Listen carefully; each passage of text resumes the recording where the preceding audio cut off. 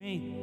Gente, nesse momento nós iremos meditar na palavra. Eu gostaria que você abrisse sua Bíblia no livro de Oséias, lá no Velho Testamento, um dos profetas. Oséias capítulo 1.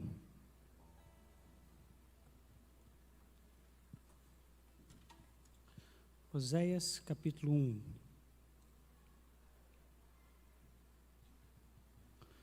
Você achou? Amém? Nós vamos ler a partir do versículo 1. A palavra do Senhor que veio a Oséias, filho de Beni, durante os reinados de Uzias, Jotão, Acás e Ezequias, rei de Judá, e de Jeroboão, filho de Jeoás, rei de Israel. Versículo 2. Quando o Senhor começou a falar por meio de Oséias, disse-lhe: Vá, tome uma mulher adúltera e filhos da infidelidade, porque a nação é culpada do mais vergonhoso adultério por afastar-se do Senhor. Outra versão transformadora, diz assim: Vá e case-se com uma prostituta, para que os filhos dela sejam concebidos em prostituição. Isto mostrará como Israel agiu, como prostituta ao afastar-se do Senhor. Então Oséias se casou com Gomer, filha de Diblaim. Ela ficou grávida e deu um filho a Oséias. E o Senhor disse: Dê à criança o nome de Jezreel, que significa Deus semeia, pois estou prestes a castigar a dinastia do rei Jeú, para vingar os homicídios que ele cometeu em Jezreel. Sim, acabarei com o reinado de Israel. Nesse dia, destruirei seu poder militar no vale de Jezreel. Pouco tempo depois, Gomer engravidou novamente e deu à luz a uma filha. O Senhor disse a Oséias: Dê a sua filha o nome de Lo-Ruamá, que significa não amada. Pois não mostrarei mais amor ao povo de Israel, nem lhe perdoarei. Contudo, mostrarei amor ao povo de Judá. Eu, o Senhor seu Deus, os livrarei dos seus inimigos, não com armas e exércitos, nem com cavalos e carros de guerra, mas por meu poder. Depois de Gomer ter desmamado Lo-Ruamá, ficou grávida mais uma vez e deu à luz a outro filho. E o Senhor disse: Dê-lhe o nome de Lo-Ami, que significa não meu povo, pois Israel não é meu povo, e eu não sou Deus deles. Virá o tempo, porém, em que o povo de Israel se tornará como areia à beira do mar, que não se pode contar. Então, no lugar onde lhe foi dito: Vocês não são meu povo, se dirá: Vocês são filhos de Deus vivo, do Deus vivo. Nesse tempo, o povo de Judá e o povo de Israel se unirão, escolherão para si um só líder e voltarão juntos do exílio. Que grande dia será o dia em que Deus semear seu povo novamente em sua terra. Amém? Vamos orar? Senhor Jesus, nós precisamos muito que a sua presença continue sendo palpável e perceptível nesse ambiente. Senhor, a tua promessa diz que o Senhor estaria conosco todos os dias até a consumação dos séculos. Senhor, pautado nessa promessa que eu creio que o Senhor está aqui, que o Senhor fala aos nossos corações. Eu por mim mesmo, eu não tenho condições de ministrar essa palavra. O Senhor colocou algo no meu coração, mas eu preciso muito que o Teu Espírito Santo venha confirmar isso no coração dos meus irmãos, Pai. Senhor, nós estamos em constante busca pela santidade. Fomos separados, somos Seus filhos.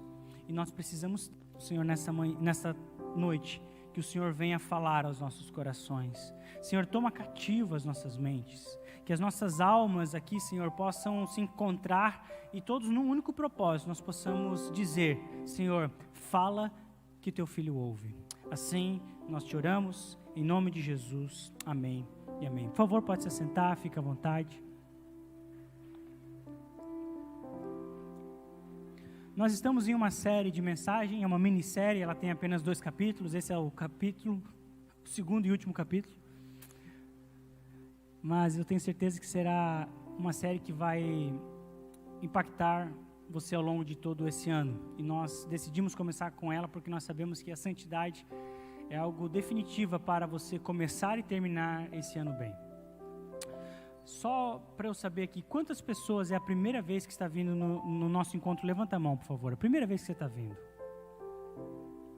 Que legal. Então quer dizer que vocês não estavam na sexta-feira passada. O Heckman ministrou a respeito do porquê da santidade. E hoje eu quero conversar com vocês sobre o impacto da santidade. O que isso gera na nossa vida, o que isso transforma nas nossas vidas. E desde sexta-feira passada eu conversei com o Heckman e eu disse assim, cara, eu não tenho nem ideia de qual vai ser a passagem bíblica que eu vou usar para ministrar na sexta-feira que vem. E de fato não tinha até ontem de manhã. E eu estava pensando, poxa, santidade, como que nós iríamos conversar sobre santidade? O desafio do pregador é não apenas ministrar, não é apenas passar a palavra, mas conseguir aplicar e deixar isso de uma maneira que você consiga sair daqui dizendo assim, cara, eu entendi o que ele falou, eu entendi o que o tema, qual foi a temática e o que isso refere para a minha vida.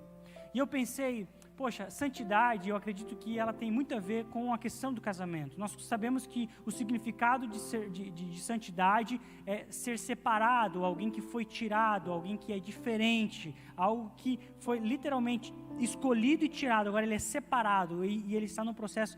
E nós, uma vez que comprados com sangue, nós estamos no processo de santificação. E eu entendi, poxa, é praticamente isso que quando eu casei com a Sheila, nós fizemos uma aliança. E eu coloquei uma aliança no dedo dela, ela colocou uma aliança no meu dedo, e muito mais do que uma aliança física, nós fizemos promessa uns para os outros, e agora eu sou separado para a Sheila, eu vivo para ela e ela vive para mim. O meu coração é dela, o meu tempo é dela, o meu relacionamento é com ela, é por ela que eu acordo todas as manhãs, eu digo que ela é a razão do meu viver, ela faz com que eu aconteça, ela me dá a razão todos os dias para viver, e não é uma idolatria, isso se chama amor, e você vai descobrir isso depois que você casar. Eu falei, cara, é exatamente isso. Então, eu gostaria de trazer essa ideia de que o caminho da santidade, ele é o caminho do casamento. Vamos entender assim? Casamento, nós sabemos que é algo santo, sagrado por Deus. Tem gente que falou assim, se eu descobrir quem inventou o casamento, eu dou um palmo. Cara, foi Deus que inventou o casamento, pode ficar tranquilo. Essa ideia é louca, mas é incrível, né? Só Deus para pensar em colocar duas pessoas tão diferentes juntas e dizer, vocês vão viver para sempre. Enfim. E eu gostaria, e daí nós lemos, o Senhor me trouxe essa ideia, me trouxe a passagem do profeta Oséias. Porque é um dos profetas que eu admiro, porque Deus, Ele olha para Oséias e diz assim, Oséias, eu quero compartilhar com você o meu sentimento. Eu estou extremamente triste, eu estou extremamente abalado com o que Israel está fazendo comigo. E eu quero que você sinta aquilo que eu estou sentindo. Eu quero passar rapidamente o contexto a qual Oséias estava vivendo. Havia duas nações que estavam próximas de Israel, que eram o Egito e Síria, e agora Israel, ele começa, de certa maneira, a fazer alianças com essas duas nações. E a gente sabe, lembra que eu falei a respeito que eu e a Sheila fizemos uma aliança? Agora Israel está fazendo uma aliança com esses povos que são idólatras e que Deus há tempo já havia falado, não faça aliança com outros povos. Vocês não podem nem se casar com quem não faz parte do seu povo. E agora, eles começam a fazer alianças com esse povo. Essa aliança, ela foi benéfica para Israel no sentido comercial, no sentido de agricultura, político e econômico. Porque quando você faz um acordo comercial, quando você faz uma aliança com uma outra nação, consequentemente, não existe mais fronteiras, você consegue ir e vir e você consegue dialogar com a outra nação. O que acontece? A nação de Israel começa a enriquecer, o comércio começa a ser beneficiado, e aí eles começam a entender que isso é devido à aliança que eles fizeram com essas duas nações, dizendo, olha só, nós estamos sendo abençoados porque nós fizemos uma aliança com o Egito e também com a Síria. E essa aliança, a gente entende que toda a aliança que não seja com Deus, ela vai trazer algum tipo de problema. Com a prosperidade que Israel começou a ter, eles começaram a adorar o Deus Baal, que era o Deus dessas nações. Porque o Baal, ele era o Deus da fertilidade, era o Deus da terra. Então eles começaram a entender, poxa, se nós estamos tão bem, se os nossos frutos estão indo tão bem, se a chuva está caindo no tempo certo, se nós estamos prosperando, é porque Baal está nos auxiliando. E aí, esse povo de Israel, que antes adorava ao Deus vivo, ao único Deus, ele começa a fazer um culto paralelo aos deuses balaíns. A qualquer outro Deus, eles começam a fazer cultos. Ora, o culto ao Deus que nós servimos era um culto de alma, um culto de inteireza de coração, um culto onde você estava completamente ligado àquele que te criou. Era um culto do como a gente está vivendo aqui, cara, você sentindo alguma coisa. O culto a Deus Baal, ele era extremamente temático. Ele era carregado por todo tipo de depravação. Porque essa era a forma pela qual você prestava culto a esses deuses. E tudo está indo muito bem. Israel está indo muito bem, eles atribuindo aos deuses cananeus. E é nesse cenário, acontecendo tudo isso, Deus tira o povo do Egito, faz com que eles caminhem, promessas. Gente, a gente falou a respeito de Deus que caminha no deserto, Deus caminhou com eles no deserto, eles viram uma infinidade de milagres acontecendo, um contando para o outro tudo que Deus fez. E agora, o povo de Israel simplesmente começa a dizer que tudo que está acontecendo de benéfico com eles é porque existem deuses que não é o nosso Deus que está cuidando deles. E aí Deus chama Oséias e diz: Oséias, vem cá. Eu quero que você se torne uma parábola viva agora. Você vai procurar uma mulher, e não é qualquer mulher. Você vai procurar uma prostituta. Você vai procurar uma mulher da vida. E você vai se unir a ela. Você vai também, Oséias, ter filhos com ela. E esses filhos servirão de profecia para a nação de Israel. Como se isso não bastasse, Oséias, ela vai deixar você.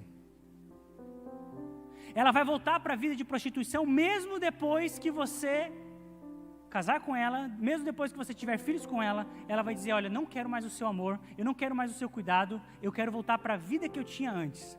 Oséias, é isso que vai acontecer com a sua vida, porque é isso que está acontecendo entre eu e o meu povo de Israel. Eu comprei eles, eu libertei eles, eu cuidei deles, e eles viraram as costas para mim.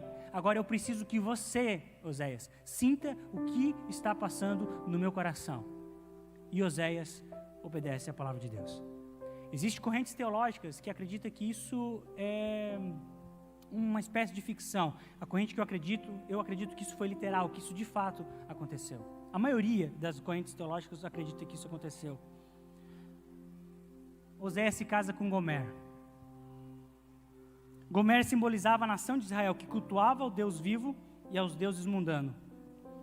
Quando Gomer se deitava com outros homens, ela estava fazendo aliança com esses homens. Quando ela voltava à sua vida de prostituição e de idolatria, ela estava renovando as alianças que ela outrora havia cancelado. E eu quero dizer para você que Gomer também simboliza eu e você. Por vezes nós somos Gomer, ou Gomer. Nós não éramos nada. Muitas vezes, por nós termos nascido num lar cristão e por nós não termos experimentado algumas coisas do mundo, a gente quer se achar melhor. Mas, gente, a prostituta mais suja do universo não é nem pior e nem melhor do que eu e você. Nós estamos todos na mesma categoria. E é isso que Deus está tentando trazer para nós. Porque a temática de Oséias, ele começa a condenar a idolatria, condenar as alianças com os povos estrangeiros, a prostituição espiritual que Israel estava vivendo. Porque como Israel estava indo bem financeiramente, como as economias da nação estavam cada vez melhor, a desigualdade social aumentou. Não é porque a nação era rica que não havia desigualdade social. Agora, aqueles que têm muito começam a oprimir aqueles que não têm nada. E Oséias, ele está falando contra isso também no seu livro, nas suas profecias. E esse culto que era prestado pela nação de Israel, ele era para encobrir essas injustiças. Tanto é que Deus está dizendo assim, olha, vocês estão cultuando a mim, mas eu não estou recebendo o que vocês estão fazendo. Porque vocês estão desprezando aqueles que realmente precisam. Ora, você vem aqui no templo, você cultua a mim, só que no dia seguinte você está cultuando dentro dos palácios, dentro dos templos para Baal. E aí, eu trago essa questão de santidade ao casamento, porque é exatamente isso que Deus quer fazer com a sua igreja. A volta de Cristo, ela é comparada ao dia de um casamento, onde o noivo vem para casar com a sua igreja, para casar com a sua noiva. E Deus, Ele não quer apenas realizar os nossos sonhos, mas Ele quer ter um relacionamento com seus filhos. Ele quer ter algo para ministrar sobre as nossas vidas. Ele quer nos gerar filhos espirituais. Ele quer nos dar nações. Ele tem coisas preciosas para nos dar. Só que muitas vezes nós estamos com o coração dividido. Eu não sei se você lembra, mas eu acho que isso foi ano passado. Ano retrasado. Eu lembro que essa ministração foi lá na galeria. Mas eu dei o exemplo de um garoto. Acho que na época até eu usei o Josué. Lembra Josué? E eu disse que o Josué se chamaria Joshua, né? Alguma coisa assim. E eu quero repetir essa ilustração porque ela cabe muito bem dentro disso. Imagine que o Josué, vai ser Josué, tá, Josué? Imagine que o Josué, ele está namorando com uma menina incrível. Cara, e essa menina, ela é tudo de bom. Cara, ela é preciosa, ela é linda. Cara, conforme vai passando os dias, ele vai descobrindo que eles gostam das mesmas coisas, torcem para o mesmo time. Até que um dia ele disse, não dá mais, a gente tem que casar. Eu amo muito você e eu quero casar com você. E aí ele casa com essa menina. E ele descobre que, na verdade, ele tem algo muito mais precioso do que ele imaginava dentro de casa. Ela não é simplesmente uma mulher onde gosta das mesmas coisas que ele, que conversa sobre as mesmas coisas que ele. Cara, ela cuida muito bem da casa. Ela é uma ótima dona de casa, ela cozinha muito bem. Ela faz com que o Josué é feliz. Só que tem um dia que Josué chega em casa. E ele procura... E essa é uma história típica americana, numa casa de 2 andares. E ele procura embaixo, você está vendo essa cena? Ele chega em casa, ela não está na cozinha, ele procura ela na sala, ela não está na sala, ele sobe aquelas escadas lindas, maravilhosas, e ele vê essa moça linda, maravilhosa, pelo corredor, lá no quarto, na frente do espelho, no closet, se arrumando, linda, com um vestido maravilhoso, e a primeira coisa que vem na mente dele, cara, estou esquecendo alguma data. Você, depois que casar, você vai descobrir que datas são importantes. Mas ele pensa, cara, não faz um ano que nós estamos casados, então não é aniversário de casamento, aniversário dela não é, daí ele chega para a fulana, oi meu amor, tudo bem, tal, como você está linda, obrigado, poxa, que legal, tal, vai sair? Sim, eu vou sair, e algum lugar especial? Sim, algum lugar, devo colocar alguma coisa, devo colocar alguma roupa, onde que nós vamos? Ela disse, você não sei, mas eu vou sair com um ex-namorado meu, de faculdade. José, olha, mas como assim? Como assim você vai sair com um ex-namorado? Não, meu amor, fica tranquilo. Nós vamos sair e outra coisa, não me espere essa noite porque nós iremos para um motel depois que a gente jantar. Imagina, cara, o Josué vai ficar mais louco ainda. Ele vai olhar para ela, como? Como assim você... Cara, você é minha, eu casei com você, você é a mulher da minha vida, agora você vai simplesmente sair com um ex-namorado seu, e outro você diz, você vai me trair, e ela olha para ele, passa a mão em seu rosto e diz, meu amor, amanhã eu estarei de volta, fica tranquilo, você é meu favorito.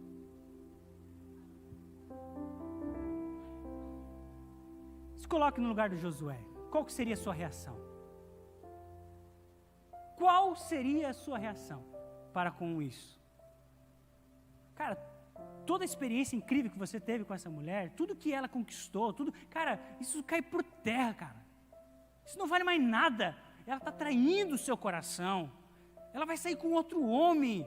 Ela vai dormir com esse cara. Se você fica revoltado, por que você acha que Deus seria diferente sobre minha vida e a sua vida? Infelizmente, existem pessoas que passam a semana inteira, vem final de semana para a igreja, faz tudo certinho, maravilhoso, mas termina o culto no domingo à noite ou na sexta-feira, passa sua mão no rosto de Cristo e diz: olha, eu vou ali, eu vou ter os meus prazeres, eu vou ter a minha vida secular, mas fica tranquilo, você é meu favorito, você é o amado da minha alma. Sexta-feira que vem, eu estou de novo para erguer as minhas mãos e dizer o quanto eu amo você. Está vendo como a experiência que Deus queria que Oséias tivesse é muito parecida, é muito semelhante com a nossa realidade? Disse aqui que isso tem a ver com santidade. Eu acho lindo João capítulo 10, não precisa abrir, eu vou ler para você. João capítulo 10, versículo 28 e 29. E aí eu começo a falar a respeito do impacto da santidade. Jesus está dizendo isso. E eu lhes dou a vida eterna, e elas nunca morrerão. Ele está falando das minhas ovelhas. Cristo está falando que nós somos ovelhas dele. Ninguém pode arrancá-los da minha mão, pois meu Pai as deu a mim, e Ele é mais poderoso que todos. Ninguém pode arrancá-las da mão do meu Pai. Um dos impactos que a santidade gera na minha e na sua vida é que nós somos protegidos por Deus. O próprio Cristo em João 10, ele está dizendo assim: olha, ninguém pode arrebatar você das mãos do meu Pai, porque Ele é poderoso. E o primeiro impacto da santidade que eu posso dizer para você é que enquanto você se continuar santo, estiver no processo de santificação, você está protegido por Deus. E o próprio Cristo está dizendo: ninguém poderá arrebatá-los da minha mão. Mas tem um porém. Jesus vai dizer, agora eu não lembro o versículo, eu não lembro o capítulo, mas Jesus disse assim: aqueles que caíram no conselho de Balaão. Se nós voltarmos lá em Números capítulo 25, versículo 1, nós vamos encontrar a história, novamente, do povo de Israel, e um rei chamado Balaque, o rei dos Moabitas. Ele chama Balaão, um profeta, para que ele viesse profetizar contra o povo de Israel. E ele disse: olha, eu quero que você profetize. Balaão é aquele cara que está indo para profetizar e a mula fala com ele, lembra? A mula fala com ele. Apesar de Deus ter falado com Balaão através da mula, ele, pelos presentes que o rei Balaque queria dar para ele, ele foi lá e ainda tentou por 4 vezes amaldiçoar o povo de Israel. Mas as 4 vezes que ele amaldiçoou, a maldição se tornava em bênçãos. E o povo de Israel continuava ganhando, continuava sendo abençoado. Lembra dessa história? Só que acontece um episódio triste em Números capítulo 25, depois lá no capítulo 25, de 1 a 13, Números 31, versículo 16, nós encontramos um episódio muito triste, porque Balaão, ele dá um conselho para o rei Balaque, dizendo: olha só, eu não consigo profetizar, porque eles estão nas mãos daquele que é todo poderoso. E Jesus Cristo mais tarde iria dizer isso em João capítulo 10. Ninguém vai arrebatar vocês das minhas mãos. Então nada do que eu falar vai fazer com que eles venham perder essa guerra e que eles venham a ser prejudicados. Só existe uma maneira, olha que esperteza, só existe uma maneira deles serem prejudicados: se o Deus que é todo poderoso se tornar contra eles. Nós usamos muito aquela frase: se Deus é por nós, quem será contra nós? Agora, se Deus é contra nós, quem será por nós? Essa é a estratégia que Balaão dá a Balaque. Ele disse: olha, você pega as suas mulheres, leva elas para dentro do arraial dos israelitas e pede para que elas venham se prostituir com os israelitas. Não em troca de dinheiro, mas em troca que eles venham se prostrar perante os seus ídolos. Agora eles não são mais santos, agora eles desceram dos braços do Pai. E sabe o que vai acontecer? Eles serão mortos pelo próprio Deus. E é isso que acontece. Num dia, 25 mil pessoas morreram por conta disso. Então, não existe como Satanás nos atacar por fora. Não existe como as hostes deles chegar até nós. Ele não pode tocar em você. Ele não pode arrebatar eu e você das mãos de Deus. Então, qual é a estratégia dele? Fazer com que a falta de santidade, o pecado venha entrar em nós, e nós, por livre e espontânea vontade, venhamos descer dos braços de Deus. Então, se você está passando por aflições, se você está se sentindo desprotegido, não é porque Deus te abandonou, talvez é porque você desceu do colo dele. E a falta de santidade, ela vai gerar isso em nós. Os nossos pecados, ainda que perdoados, gente, porque depois eles são perdoados, mas elas terão consequências. E eu vejo um exemplo muito claro disso. Arão e Moisés. Deus disse para Arão e Deus disse para Moisés. Lembra que o povo estava enchendo o saco, que estava querendo água? Na primeira vez, Deus diz assim, fere a rocha e vai jorrar água. E aconteceu. No segundo momento, onde o povo estava enchendo o saco para beber, que eles estavam com sede, Deus disse assim, fale a rocha para que ela venha ter água. E o que eles fazem? Eles ferem a rocha, eles desobedeceram. A água saiu, mas o preço da desobediência foi muito grande. Sabe o que Deus fez? Ele disse, Arão, vem cá. Moisés, vem cá. Porque vocês me desobedeceram, vocês não irão entrar na terra prometida. Mas vocês não vão entrar. Acabou. Eles já estão quase entrando. Deus chama Arão, diz, tira a estola sacerdotal, e Arão morre na hora. Dias se passam, Deus chama Moisés, Moisés, vem cá, você não vai entrar na terra prometida, mas eu vou deixar você olhar ela. E ele sobe no monte e ele consegue olhar a terra prometida. Deus perdoa o pecado dele, sim ou não? Com certeza, Deus perdoa os pecados. Mas todo pecado que eu e você cometemos terá consequências.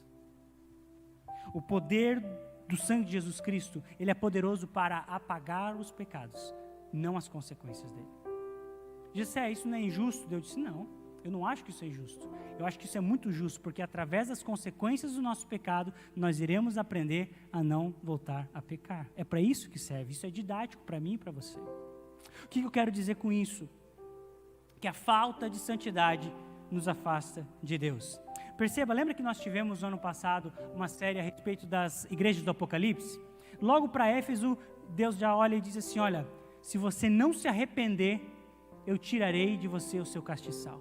Ou seja, uma vez que eu não me arrependo, uma vez que eu não me volte para Cristo, uma vez que eu não procure a santidade, algo irá acontecer com a minha vida.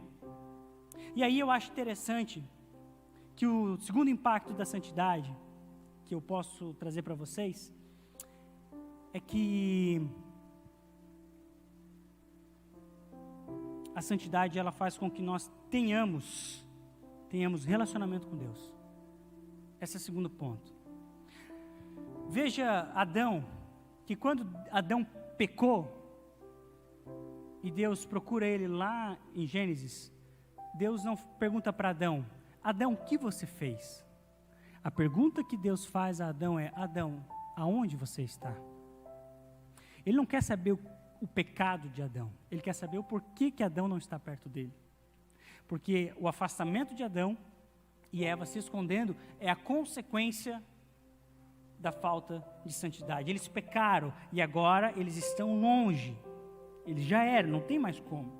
E perceba que João capítulo 14, versículo 21 diz, aqueles que aceitam meus mandamentos e lhes obedecem, são os que me amam.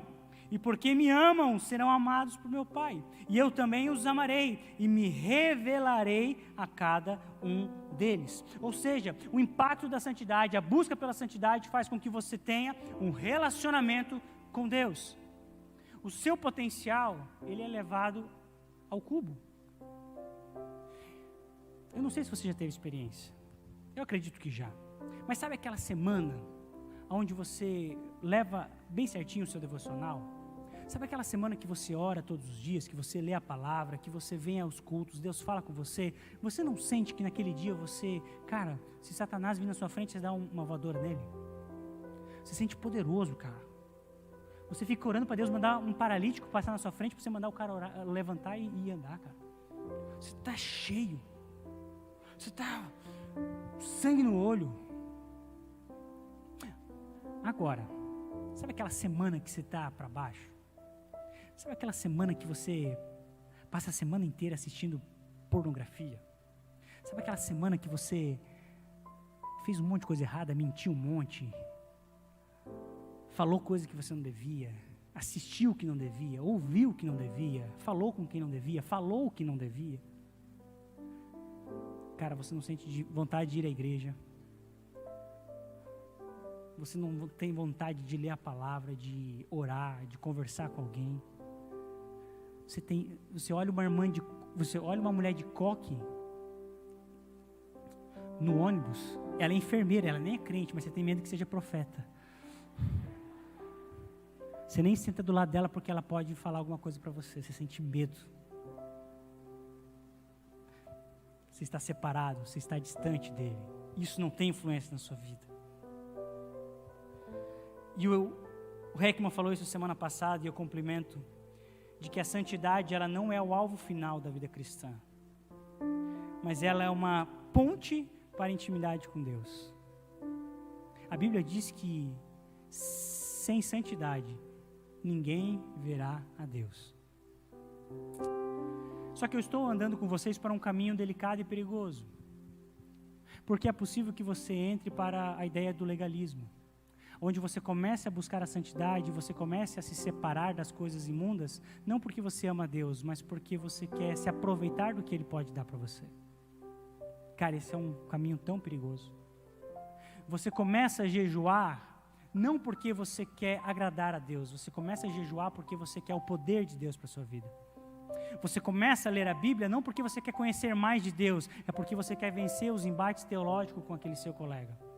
Você procura uma escola de teologia não porque você quer aprender a amar mais e conhecer mais a respeito desse Deus, mas é porque você quer vomitar um monte de palavras sem nexo e sem sentido para a maioria das pessoas.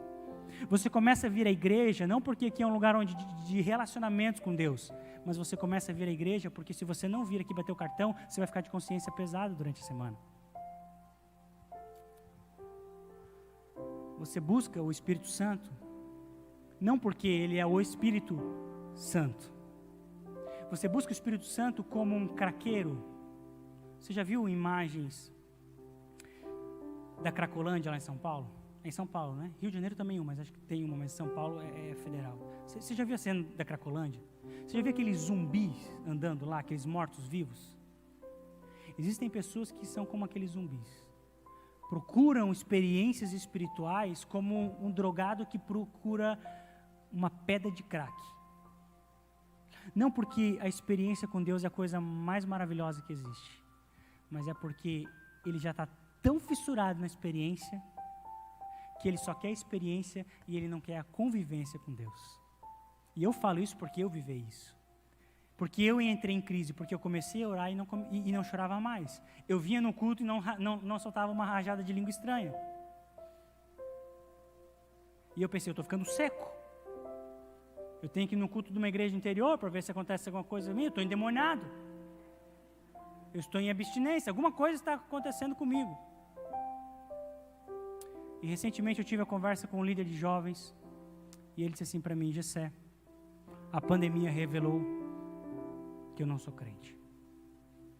Eu disse, cara, como assim, velho? Olha os eventos que você fazia, olha os encontros dele. Pois é, era movimento. E a crise desse cara é porque ele induziu os jovens a isso. Ele induziu os jovens a entender de que aquela experiência, aquele arrepio, aquele êxtase era santidade. Não era santidade, era experiência. E a experiência não vai dar santidade. A santidade vai ser isso que Jesus está falando aqui em João. Cara, aqueles que amam a minha lei, aqueles que amam os meus mandamentos, esse me ama e com essa pessoa eu tenho relacionamento. Eu já estou caminhando para o final. Então, gente, santidade. E aí eu estava dizendo que a gente estava caminhando por um caminho bem complicado, porque você pode querer usar a santidade como artifício para chegar a experiências com Deus. Rodolfo Abrantes, ele diz que santidade é uma das 6 linguagens do amor. Você vai olhar para mim, não, mas só são 5. Lembra quem já leu o livro, As 5 Linguagens do Amor?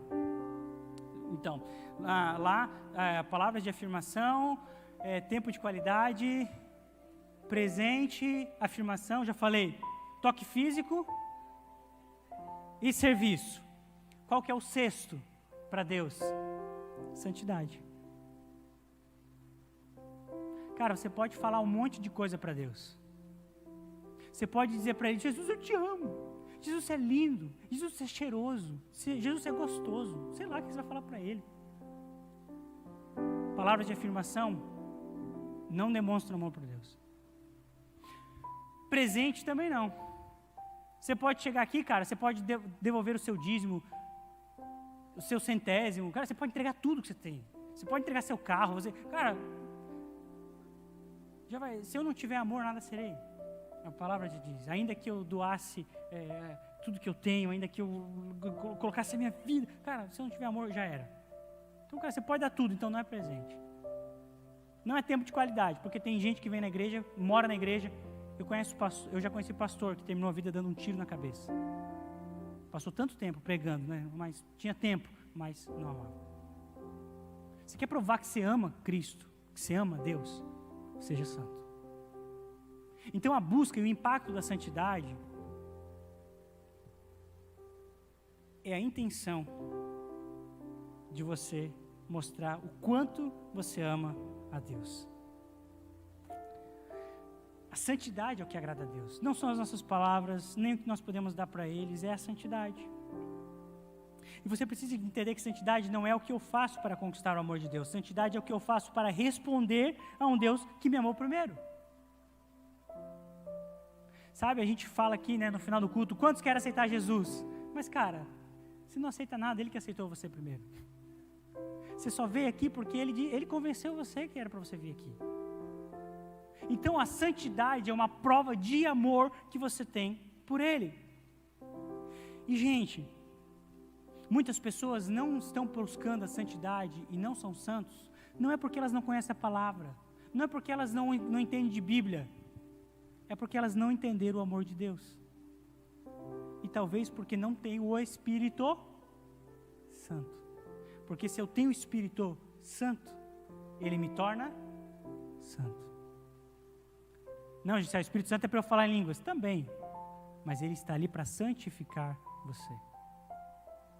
E aí eu gostaria de terminar lendo Oséias capítulo 2. É uma tragédia isso aqui, né? Jesus amado, cara. Oséias capítulo 2. Você achou aí? Deixa eu trocar essa versão aqui, que ela não é legal, não. O pessoal pergunta, Gessé, qual que é a versão que você usa para pregar? Depende, a que dá mais paulada eu uso.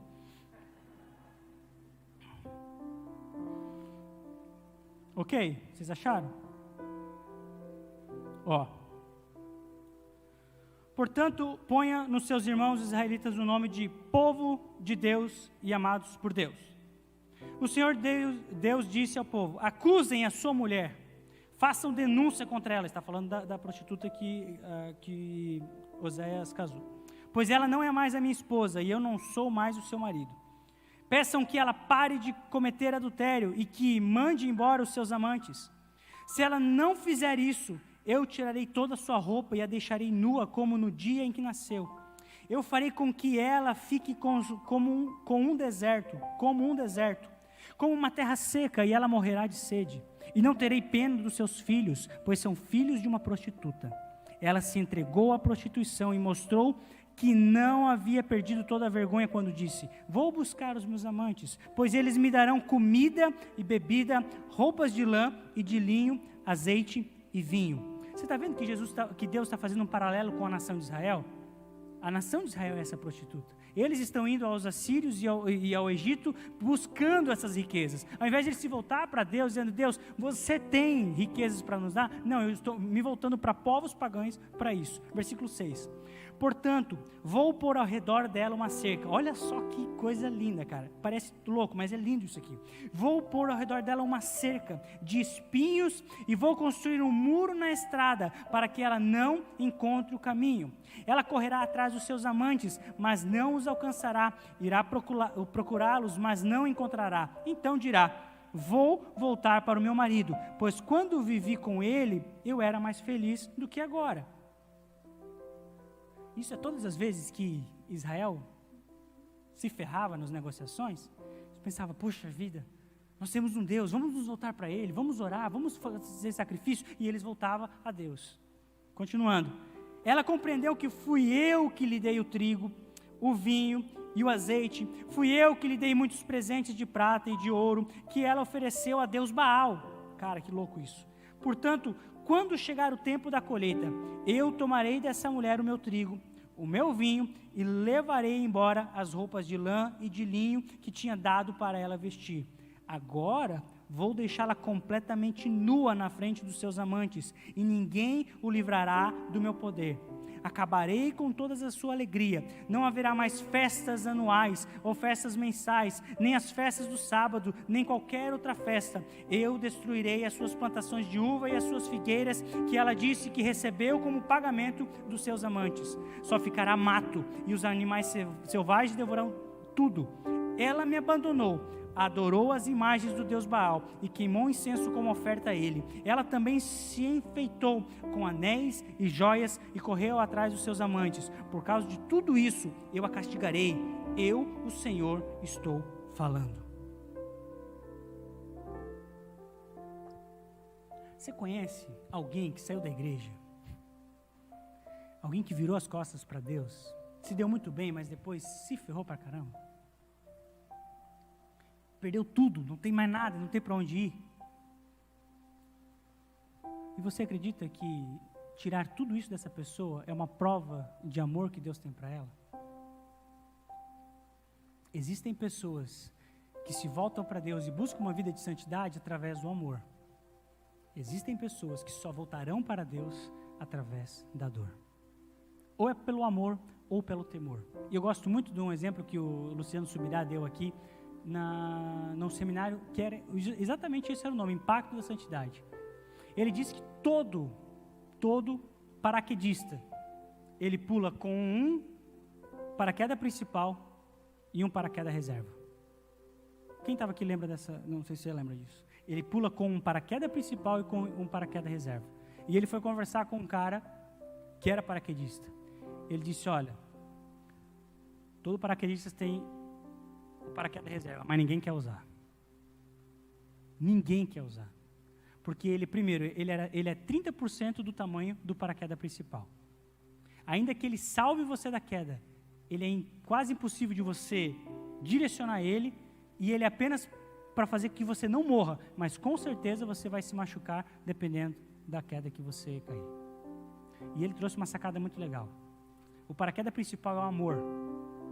É a ideia de que você está fazendo porque você ama a Deus. A ideia do paraquedas reserva é a ideia de que você tem temor. De fato, medo de Deus. Medo de Deus. E algo que a nossa geração está perdendo é o medo e o temor de Deus. Nós vemos tanto numa teologia da hipergraça, de que Deus ele é esse ursinho carinhoso, né? De que ele é fofinho, que ele é bonitinho, que ele é queridinho, que as pessoas não entendem que ele é fogo consumidor. De que a longanimidade de Deus, ela tem tempo. Ele diz, se arrependa, senão eu virei contra ti. E tem pessoas que irão voltar para Cristo e ter uma transformação em santidade, pelo amor. E eu espero que você seja essa pessoa que vai buscar a santidade pelo amor. Mas existem pessoas que vão ter que, na último instante, abrir o paraquedas reserva. E existem pessoas que se quebram, se machucam e voltam destruídos. Porque Deus perdoa os seus pecados. Mas as consequências, essa pessoa vai ter que viver. Mas a parte mais linda da história de Oséias, ela começa no versículo 14. E aqui eu e você nos identificamos, eu espero que sim. Deus lhe disse ao seu povo de Israel, vou seduzir a minha amada e levá-la de novo para o deserto, onde lhe falarei do meu amor. A gente não fala que quando a gente está na prova, eu estou no deserto, pastor, eu estou no deserto. Deserto é lugar onde Deus fala de amor com quem Ele ama. Ali, eu devolverei a ela as suas plantações de uva e a transformarei o vale da desgraça em uma porta de esperança. Então, ela falará comigo como fazia no tempo em que era moça, quando saiu do Egito. Mais uma vez ela me chamará de meu amado, em vez de me chamar de meu Baal. Nunca mais deixarei que ela diga o nome Baal. Nunca mais se falará desses deuses. Sou eu, o Senhor, quem está falando. Naquele dia, farei um acordo com os animais selvagens, com as aves e com as cobras, para que não ataquem a minha amada. Quebrarei as armas de guerras, os arcos e as espadas. Não haverá mais guerra. O meu povo viverá em paz e segurança. Israel, eu casarei com você, e para sempre você será minha legítima esposa. Eu tratarei com amor e carinho, e serei um marido fiel. Então você dedicará a mim, o Senhor. Naquele tempo serei o Deus que te atende. Atenderei o pedido dos céus. Os céus estenderão o pedido da terra, dando-lhe chuvas, e a terra responderá produzindo trigo, uvas e azeitonas. Assim eu entenderei as orações do meu povo de Israel. Plantarei o meu povo na terra prometida, para que eles sejam a minha própria plantação, e eu amarei aquele que se chama não amada, para aquele que se chama não meu povo, e direi, você é meu povo, e ele responderá, tu é meu Deus. Cara, isso é muito, muito louco, tudo isso.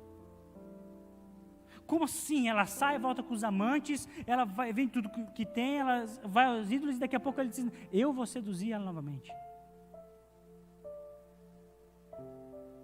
Eu vou fazer com que ela se arrependa e volte a me amar.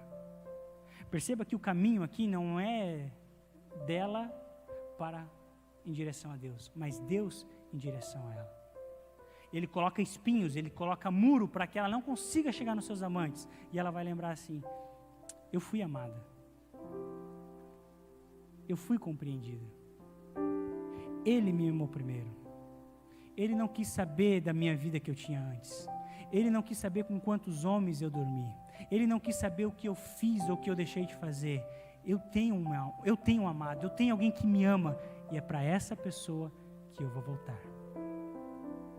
E perceba que Deus diz, eu serei fiel. E eu acho que isso é lindo nesse casamento entre nós e Deus. Apesar das nossas infidelidades, Ele permanece sendo fiel. Eu quero instigar você ao final dessa ministração, de que você não busque a santidade pelas coisas que Ele pode dar através da santidade. Se eu vou buscar ser santo, ser separado, é porque Ele me amou primeiro. É porque existe graça. Eu não posso ir para o lado do legalismo e pensar que serão as minhas obras que irão me salvar. Mas eu também não posso ir para o lado da libertinagem dizendo assim, pastor, a fé basta. É mediante a fé que você é salvo. As obras também são importantes. Nós precisamos encontrar um equilíbrio entre fé e obras. E eu quero instigar você nessa noite, tomar uma decisão, juntamente comigo, a viver e a trilhar uma vida de santidade. Porque Ele continuou santo, para que eu e você tivéssemos vida, e vida em abundante. A Bíblia vai dizer que Cristo Jesus sofreu as mesmas paixões do que eu e você. Não existe nada que Ele não foi tentado, mas Ele escolheu continuar sendo santo, porque Ele só poderia subir naquela cruz e salvar a mim e a você se Ele fosse santo até o fim. Então Ele não quer ser o seu preferido, Ele não quer ser a sua melhor programação, Ele quer ser o seu único e suficiente Salvador. Ele quer ser o seu único amado. Ele não quer dividir você com qualquer outro tipo de ídolo. Ele não quer dividir o seu tempo com ídolos. Sabe qual é a grande sacada de ter ídolo? Porque o ídolo eu consigo manuseá-lo. Deus não. Deus não é um líder, não é um ídolo. Eu não consigo colocar Deus onde eu quero. Um ídolo eu coloco ele onde eu quero. Eu gostaria de fazer algo com você. Se você tiver o seu celular, eu gostaria que você abrisse o seu celular nesse momento. Pegasse o celular na mão. Não é para abrir, vai ter gente jogando o celular no chão. Pega o seu celular Faça esse exercício comigo.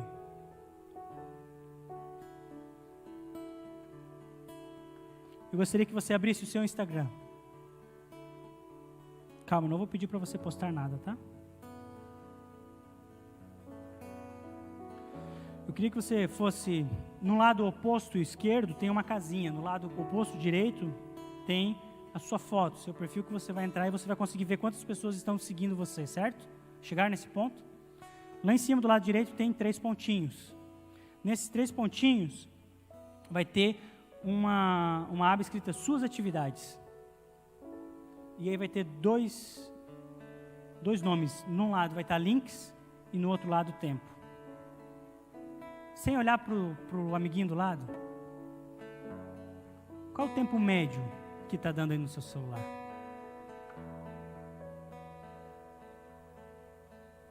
Não, olha para o amiguinho do lado. Coisa feia. Daí já tem aqueles olha, eu sou mais crente do que ele, tá vendo? Olha, ó.